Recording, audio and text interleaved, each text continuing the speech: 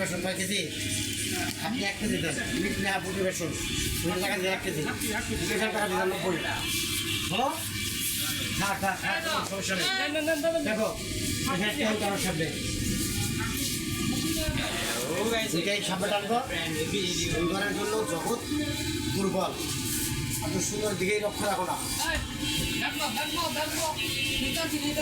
বয়স্ক লোকের সাবধানে খেয়াল রাখবে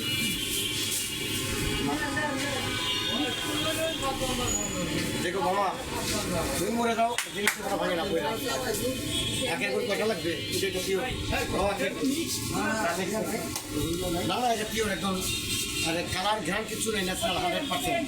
কাঠের গুড়ের ঘ্রাণ কি গুড় না এটা একটা রাজশাহী থেকে